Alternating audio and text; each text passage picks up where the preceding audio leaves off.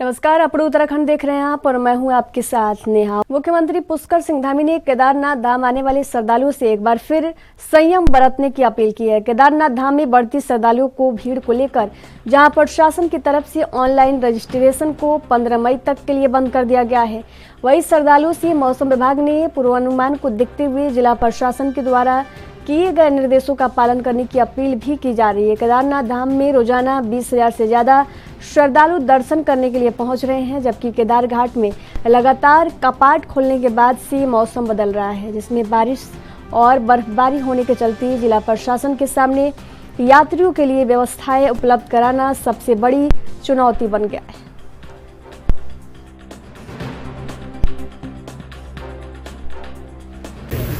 मैं शुरू से एक बात ये कह रहा हूँ कि हमारे लिए जो सबसे पहली प्राथमिकता है वो सभी लोगों को, आने वाले श्रद्धालुओं को, आस्थावान लोगों को, भक्तगणों को किसी प्रकार की कोई परेशानी न हो, इसलिए सभी से हमने अनुरोध किया है। क्योंकि मौसम लगातार बदल रहा है और बर्फबारी भी हो रही है, तो इसलिए यात्रा में आने से पहले या यात्रा शुरू करने से पहले मौसम की जानकारी ज़रूर ले लें। अगर मौसम ठीक न है तो थोड़ा यात्रा। उत्तराखंड कांग्रेस ने मुख्यमंत्री पुष्कर सिंह धामी के विपक्षी विधायकों के साथ बैठक की सराहना की है। नेता प्रतिपक्ष यशपाल आर्य ने इस पहल को लोकतंत्र के लिए अच्छा कदम बताया है। उन्होंने कहा कि पक्ष विपक्ष की राजनीति होती है, लेकिन विकास के लिए राजनीति नहीं होनी चाहिए। आपको बता दें कि पिछले दिनों मुख्यमंत्री पुष्कर सिंह धामी ने विपक्षी विधायकों की विधानसभा क्षेत्रों की समीक्षा की और उनके द्वारा सुझाए गए विषयों पर सरकार की ओर से सकारात्मक कदम उठाने की बात कही। सीएम धामी ने विपक्षी विधायकों से उनके विधानसभा क्षेत्रों में विकास कार्यों की रूपरेखा तैयार करने की बात कही और कहा कि सरकार की ओर से जल्द इस दिशा में पहल की जाएगी।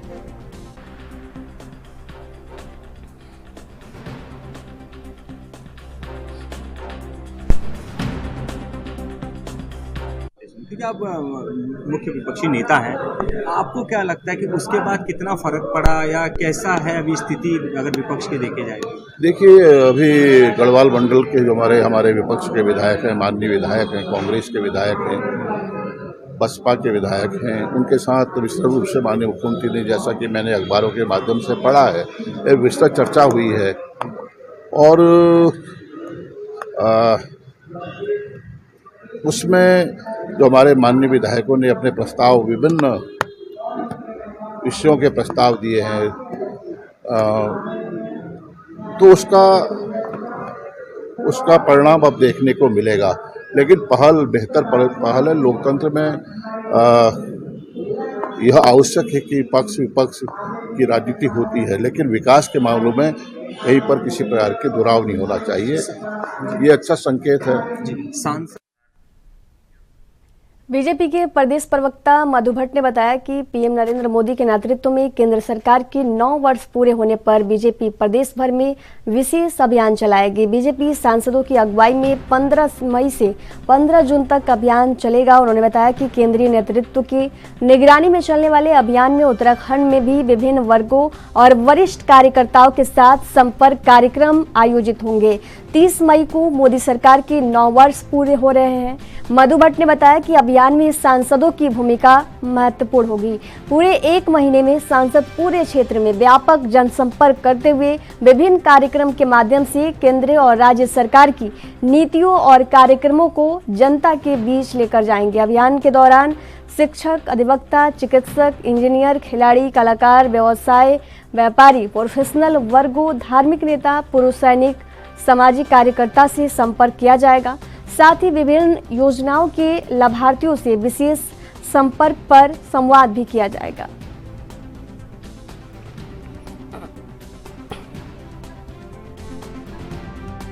माननीय प्रधानमंत्री जी के कुशल नेतृत्व में केंद्र सरकार के 9 वर्ष पूर्ण होने पर भाजपा जो है विशेष जनसंपर्क अभियान सांसदों के माध्यम से चलाएगी और हमारे सांसद जो है 15 मई से 15 जून 1 माह का प्रवास करेंगे, जिसमें हमारे उत्तराखंड के जो है विभिन्न वर्गों के जो लोग हैं, आप उसमें जिन्होंने बहुत ही नामी लोग हैं, प्रतिभावान प्रबुद्ध जन हैं, उनसे जनसंपर्क किया जाएगा। कोई चिकित्सा के क्षेत्र में है, चाहे हमारे बहुत कलाकार कलाकार बहुत हैं, इंजीनियर हैं, खेल के क्षेत्र में हैं, बहुत ही प्रतिभावान लोगों से भी संपर्क करेगी। साथ में हमारे जो लाभार्थी हैं उनसे भी जनसंपर्क किया जाएगा। हमारी केंद्र सरकार की नीतियां रही हो, हमारी जो स्टेट की जो नीतियां रही हैं, राज्य सरकार की नीतियां रही हैं, उनसे लाभान्वित जो हमारा जो ये समाज हुआ है, विभिन्न वर्गों के लोग से ये जनसंपर्क अभियान किया जाएगा। तो ये 15 मई से 15 जून तक चलने वाला है और माननीय प्रधानमंत्री जी के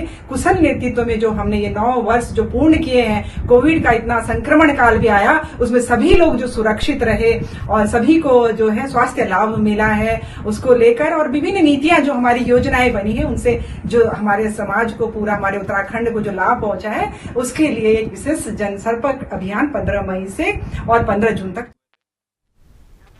उत्तराखंड में इन दिनों चारधाम यात्रा जोरों पर है और भारी तादाद में तीर्थयात्री चार धामों में दर्शन के लिए पहुंच रहे हैं। विपरीत परिस्थितियों के बावजूद तीर्थयात्री काफी उत्साहित हैं। बद्री केदार मंदिर समिति के अध्यक्ष राजेंद्र अजय ने सभी तीर्थयात्रियों से अपील की है वे मौसम और पैदल मार्ग का जायजा लेकर ही आगे की यात्रा करें। उन्होंने केदारनाथ धाम में रात्रि में रुकने के लिए आने वाले तीर्थयात्रियों से कहा कि वे पहले अपने ठहरने की पूरी व्यवस्था कर लें। उत्तराखंड में इन दिनों पर्वतीय क्षेत्रों में काफी बर्फबारी और बारिश हो रही है। ऐसे में विपरीत परिस्थितियों के बावजूद केदारनाथ बद्रीनाथ धाम में अब तक 3,50,000 से अधिक तीर्थयात्रियों ने दर्शन कर रहे हैं।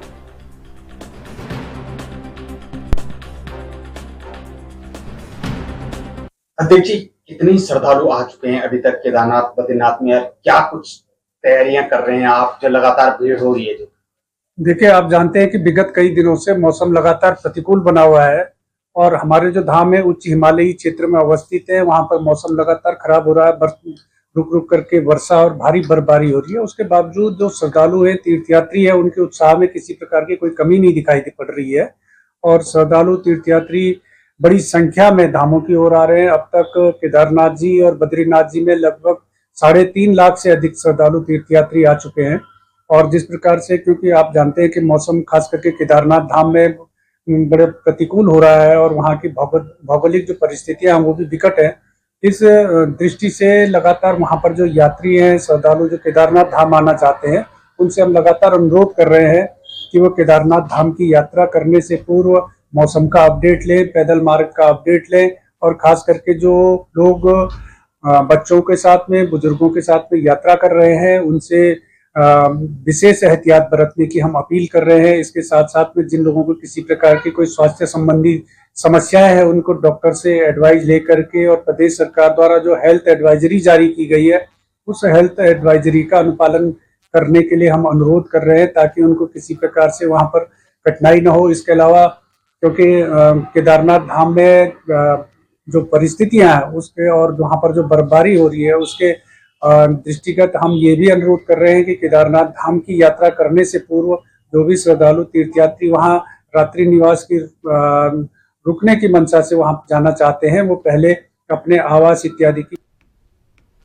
कानून व्यवस्था, बेरोजगारी, महंगाई जैसे मसले को लेकर कांग्रेस पार्टी ने एक एल्बम को लॉन्च किया है। कांग्रेस पार्टी का कहना है कि सरकार को नींद से जगाने के लिए एल्बम को लॉन्च किया गया है। कांग्रेस पार्टी के प्रदेश अध्यक्ष करण माहरा ने कांग्रेस पार्टी के प्रदेश मुख्यालय में गाने को लॉन्च किया। कांग्रेस पार्टी के कार्यकर्ता रवि जैन ने गीत को कंपोज किया है।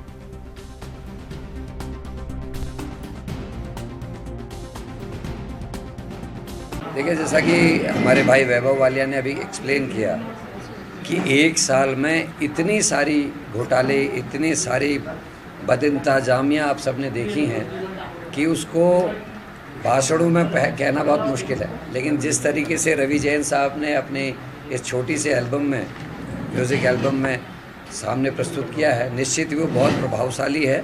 और हम खुश हैं कि कांग्रेस के हमारे साथी ने एक ऐसी एल्बम बनाई है जिसमें बीजेपी के लगभग सारे काले कारनामे सामने आ रहे हैं। और मुझे भरोसा है इस बात का कि इस एल्बम को देखने के बाद जनता की आंखें खुलेंगी और हकीकत में इस राज्य में क्या हो रहा है ये सबके।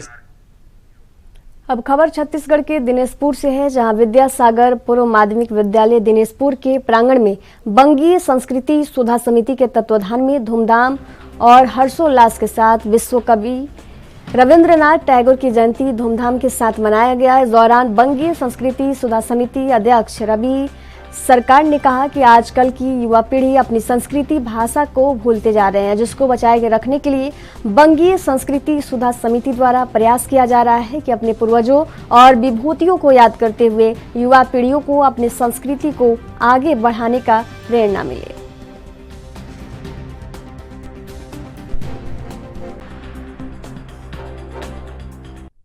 देखिए, वर्तमान जो है युवा पीढ़ी जो पाश्चात्य संस्कृति की ओर ज़्यादा भाग रहे हैं और जो भारतीय संस्कृति है इससे दूर हो रहे हैं, और इसीलिए हम लोग निरंतर प्रयास कर रहे हैं बंगीय संस्कृति सुधार समिति की जो हम अपनी संस्कृति को पकड़ के रख सके। हालांकि देखा जा रहा है कि दूसरी ओर जो विदेशी लोग हैं वो भारतीय संस्कृति का नाम कर रहे हैं और भारतीय संस्कृति को पकड़ के रखने का प्रयास कर रहे हैं, और बांग्ला भाषा और बांग्ला संस्कृति का नाम पूरे विश्व स्तर पर है। आज रविंद्र जयंती है।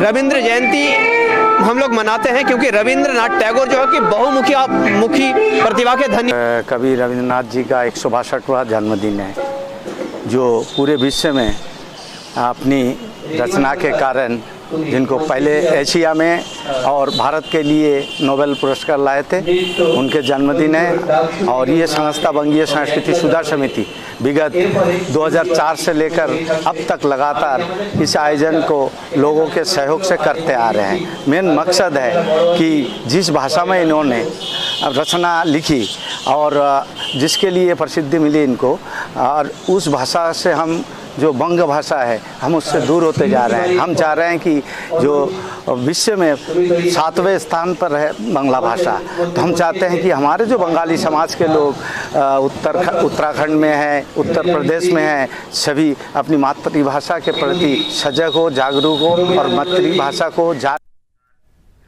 मणिपुर से 17 लोग आज सकुशल देहरादून पहुंच गए। इनमें 14 छात्र छात्राएं और एक फैकल्टी और उनके परिवार के 2 सदस्य भी शामिल हैं। देहरादून के जौलीग्रांट एयरपोर्ट पहुंचने पर इन सभी ने मुख्यमंत्री पुष्कर सिंह धामी का आभार जताया और कहा कि राज्य सरकार की त्वरित मदद से वे सभी इतना जल्द सुरक्षित तरह से देहरादून पहुंचे हैं। आपको बता दें कि मणिपुर स्थित नेशनल स्पोर्ट्स यूनिवर्सिटी में राज्य के छात्र छात्राएं अध्ययनरत हैं। मणिपुर में इनकी सुरक्षा को लेकर अभिभावक खासे परेशान थे। बीते दिनों इन छात्रों की समस्या को समझते हुए मुख्यमंत्री धामी ने मणिपुर में अध्ययनरत छात्र छात्राओं को सुरक्षित उत्तराखंड लाने के निर्देश दिए थे।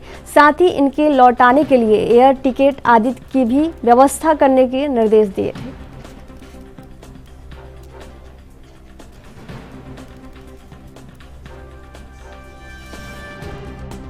और हमारे माननीय मुख्यमंत्री श्री पुष्कर जी धामी जी ने हमें बहुत सपोर्ट किया, हमारे टिकट्स किए और हमको यहाँ पर दोबारा लाने का मौका दिया, और मैं उनको तहे दिल से धन्यवाद करना चाहती हूँ। और मैं बहुत खुश हूँ कि मैं यहाँ से 4 मई से हम वहाँ पे फंसे हुए थे। फिर हमने हमारी उत्तराखंड गवर्नमेंट को रिक्वेस्ट किया, धामी जी को रिक्वेस्ट किया, अनिल जोशी सर, उन सबको रिक्वेस्ट किया।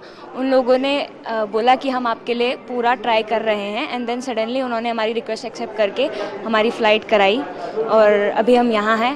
और थैंक यू सो मच। हमें बहुत प्रॉब्लम। हल्द्वानी के महिला हॉस्पिटल में कुमाऊं आयुक्त दीपक रावत ने औचक निरीक्षण किया। इस दौरान उन्होंने कहा कि खामियां देखने को मिली। हॉस्पिटल में स्टाफ की मौजूदगी को लेकर बायोमेट्रिक की व्यवस्था खराब है।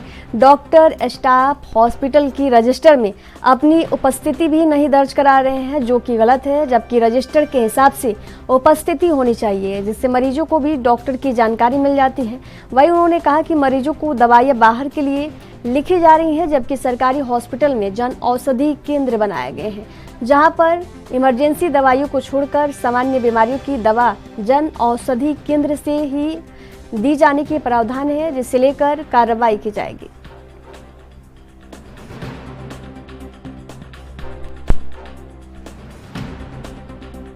देखिए, माननीय मुख्यमंत्री जी ने निर्देश दिए हैं समय समय पे हमारे डीएम्स, एसडीएम्स और कमिश्नर भी औचक निरीक्षण करें और ये देखें कि जिनको काम करना है वो आ रहे हैं या नहीं आ रहे हैं। बहुत पहले ही बायोमेट्रिक व्यवस्था के ऑर्डर्स भी हो गए थे, तो आज महिला अस्पताल में देखने आया हूँ तो बायोमेट्रिक मशीन तो यहाँ पे काम नहीं कर रही है। दूसरा, जो अटेंडेंस का भी तरीका है, रोस्टर बनाने का भी तरीका है, रोस्टर अप्रूव्ड नहीं है किसी के भी द्वारा। रोस्टर मात्र व्हाट्सएप पे ही है, जबकि वो पब्लिक के लिए भी अवेलेबल होना चाहिए, कौन डॉक्टर साहब हैं, कौन डॉक्टर साहब नहीं हैं।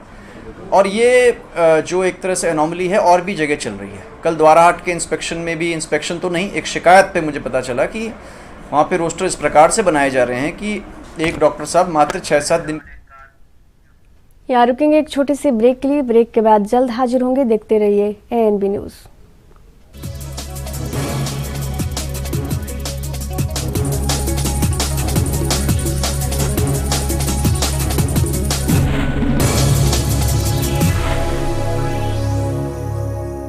ब्रेक के बाद एक बार फिर से आप सभी का स्वागत है। बढ़ेंगे अगली खबर की ओर। महिला कांग्रेस की पहली प्रदेश कार्यकारिणी की बैठक में आज महिला कांग्रेस की राष्ट्रीय अध्यक्ष नीता डिसूजा ने शिरकत की। उन्होंने बताया कि आज पहली बैठक के दौरान राज्य के हालातों पर चर्चा की गई।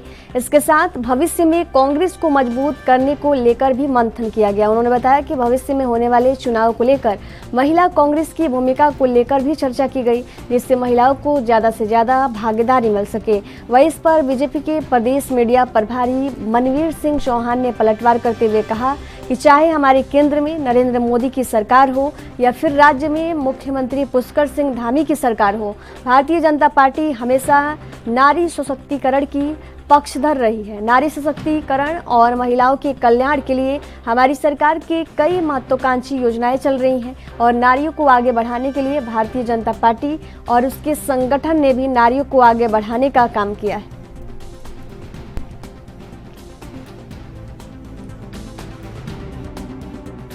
देखिए, आज ये नए कमेटी बनने के बाद ज्योति रौतेला जी के अध्यक्ष बनने के बाद 1 अप्रैल को इनका कमेटी अनाउंस हुआ है। उसके बाद ये पहले कार्यकारिणी की बैठक थी। कार्यकारिणी की बैठक में कई बातें हुई है, कहीं वास्तविकता ग्राउंड पे क्या है, क्या प्रॉब्लम्स है वहाँ उत्तराखंड के देवभूमि के लोगों को के क्या तकलीफ है, इनके बारे में अलग अलग जिले के जो हमारे जिला अध्यक्ष है उन्होंने अपनी बातें रखी हैं और जो बातें निकल के आई है इससे ये साफ नजर आ रहा है कि उत्तराखंड के जो लोग हैं, देवभूमि के लोग परेशान है। देवभूमि के लोग महंगाई से लेके और अपनी बेटियों के सुरक्षा को लेके भी परेशान है। जिस तरीके से अंकिता भंडारी केस पे नजरअंदाज कर रही है पूरा सरकार, उनको अंकिता को न्याय नहीं दे पा रहे। उत्तराखंड के लोग बहुत ही, खास करके बहनें बहुत ज्यादा परेशान है। जिस तरीके से उत्तराखंड के गवर्नमेंट स्कूल्स, करीबन 100 गवर्नमेंट स्कूल्स उत्तराखंड में बंद हुए हैं गए साल, इससे भी लोग परेशान हैं। और जिस तरीके से प्राइवेट स्कूल्स खुल रहे हैं, तो जब प्राइवेट स्कूल्स खुलते हैं और गवर्नमेंट स्कूल्स बंद होते हैं, इसका मतलब ये है कि वहाँ के लोगों को के फीस जो है।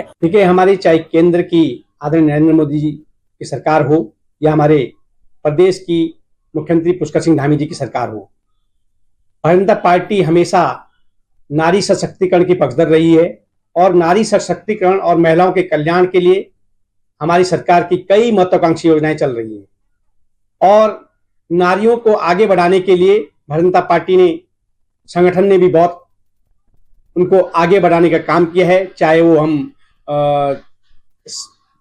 यहाँ के जो निकाय चुनाव होते हैं उसमें 50% आरक्षण देने की बात करें, या सरकार की जो हमारी उत्तराखंड की नव युवतियां हैं उनको सरकारी नौकरी में आरक्षण की हम बात करें तो 30% आरक्षण देने का हमारी सरकार ने काम किया है। अनेकों ऐसी योजनाएं हैं, लेकिन कांग्रेस को अपने गिरबान में झांकने चाहिए कि उन्होंने 60 साल की राजनीति में महिलाओं के कल्याण के लिए क्या काम किया।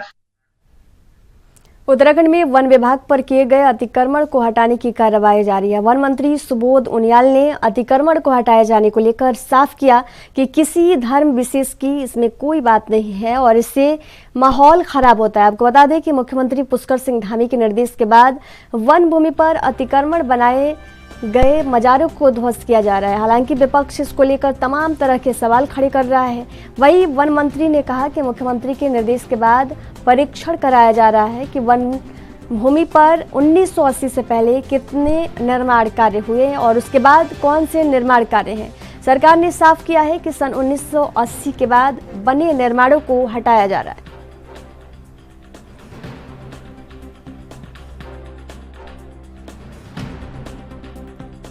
पहले तो मेरा आपको स्पष्ट कहना है कि ये किसी धर्म विशेष को लेकर आप बात मत करिए, ये इससे कहीं ना कहीं माहौल खराब होता है।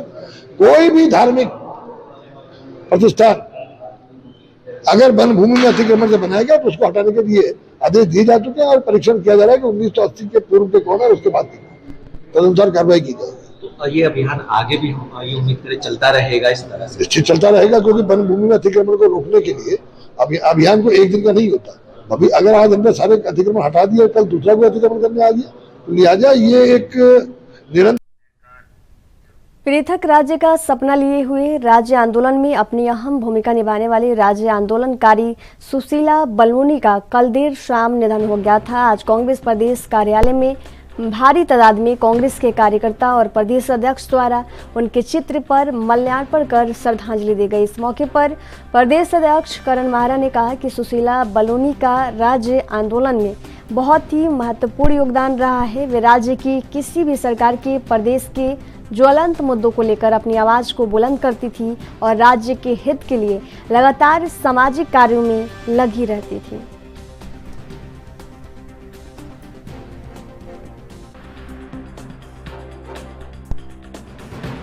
प्रखर राज्य आंदोलनकारी रहीं, सामाजिक सरोकारों से गहरा नाता उनका दिखाई देता था, उनके बोलने में, उनके व्यवहार में, और बहुत ही ईमानदार छवि के जनरल खंडूरी जिस समय मुख्यमंत्री बने तो उससे प्रभावित होकर एक पार्टी की सदस्यता उन्होंने ली, लेकिन यदाकदा जब भी उनसे मिलना होता था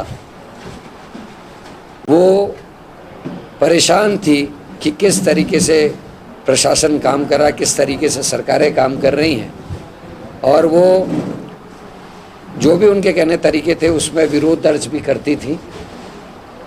आज वो हमारे बीच में नहीं रही हैं और मैं धन्यवाद देना चाहता हूँ रवि जैन साहब को कि उन्होंने आज अपनी प्रस्तुति को दीदी को समर्पित करते हुए उसको लॉन्च किया है, क्योंकि जो चीज़ें जो भाई रवि ने दिखाई हैं अपनी इस एल्बम में, इन सभी चीज़ों से दीदी प्रभावित हो रही थी। वो परेशान थी बेरोजगारों पर हुए लाठीचार्ज से, वो नाराज़ थी SSSC भर्ती घोटाले से, वो नाराज़ थी पटवारी पेपर लीक से, और अंकिता के संग जो हुआ उससे तो बहुत ज़्यादा परेशान थी, बहुत दुखी थी। तो इस प्रस्तुति से मुझे लगता है कि सच्ची श्रद्धांजलि होगी अगर हम केवल इस एल्बम को एक बार देख भर लें और इस पर मनन चिंतन कर लें, तो आज सुशीला दीदी को ये सबसे 23 से 24 मई के बीच working group on anti corruption की दूसरी बैठक ऋषिकेश में होनी है। यहाँ अर्जेंटीना, ऑस्ट्रेलिया, ब्राजील, कनाडा, चीन, France, Germany, Bharat, Indonesia, Italy, Japan, Korea गणराज्य सहित 20 देशों के 200 प्रतिनिधि 2 दिन तक भ्रष्टाचार रोकने की चुनौतियों, उनके समाधान पर मंथन करेंगे। उधर ऋषिकेश में होने वाले बैठकों के लिए राज्य सरकार की ओर से पहले ही तैयारियां की जा चुकी है। G20 समिट में शामिल होने वाले डेलीगेट्स को परमार्थ निकेतन और श्री गंगा आरती में सम्मिलित होने का प्रबंध किया गया है। इन विदेशी मेहमानों की सुरक्षा के लिए जनपद पौड़ी प्रशासन भी अलर्ट मोड पर है और करीब 300 पुलिसकर्मी इन विदेशी मेहमानों को सुरक्षा के लिए तैनात किए जा रहे हैं।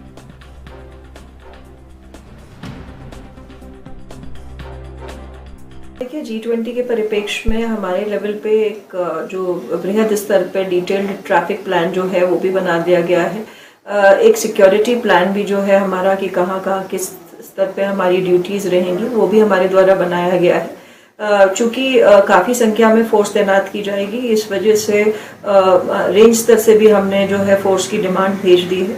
चूँकि इसमें जल पुलिस, SDRF व PAC का भी कंपोनेंट रहेगा, तो हमने उसकी भी। वही जिलाधिकारी पौड़ी डॉक्टर आशीष चौहान का कहना है कि जनपद में बढ़ती सड़क दुर्घटनाओं को रोकने के लिए लगातार प्रयास किए जा रहे हैं। DM पौड़ी डॉक्टर आशीष चौहान ने कहा कि सड़क दुर्घटनाओं को रोकने के लिए उन्होंने कुछ महत्वपूर्ण प्रस्ताव शासन को भेजे थे, जिन पर शासन की अनुमति मिलने के बाद अब जनपद पौड़ी में सड़क सुरक्षा समिति के तहत कई स्थानों पर सुरक्षा के पुख्ता इंतजाम किए जा रहे हैं ताकि बढ़ती सड़क दुर्घटनाओं को रोका जा सके।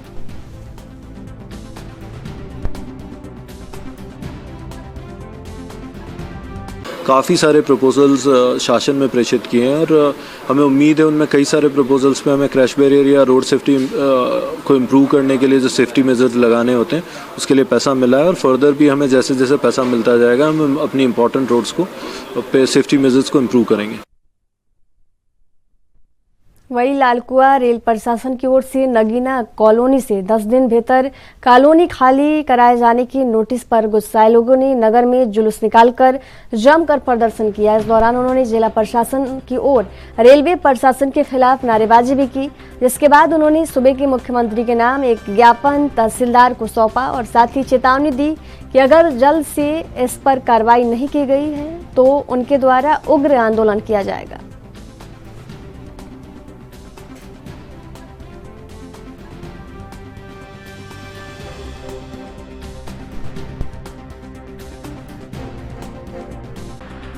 नगीना कॉलोनी संघर्ष समिति का सचिव हूँ और हमारी तमाम जो परेशानियाँ हैं रेलवे प्रशासन समझने को तैयार नहीं। हम लोग बहुत दुखी हो चुके हैं। हर 3 साल से लगातार हम लोग परेशान हैं। हर बरसात के चाहे गर्मी के मौसम में आते हैं, नोटिस चिपका के चले जाते हैं और उसके बाद से जो परेशानियाँ खड़ी होती हैं, कितने बुजुर्ग महिलाएँ ऐसी हैं जो उनकी तबीयत तक ख़राब हो चुकी है।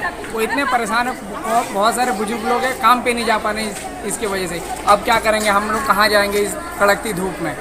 है मैं प्रगतिशील महिला एकता केंद्र की अध्यक्ष हूँ और लगातार यहाँ पे नगीना कॉलोनी में हम लोगों ने संघर्ष समिति बना रखी है और उसमें लगातार इन लोगों का 21, 22 और 23 से 3 सालों से हम लोग इनके साथ हैं और इनको हम लोग इकट्ठा करने की मुहिम को चला के रखे हुए हैं कि लोग जब तक लड़ेंगे नहीं, जब तक देखेंगे नहीं। अपने उत्तराखंड के सफर में फिलहाल दीजिए जाने की इजाजत। देखते रहिए NV न्यूज़। नमस्कार।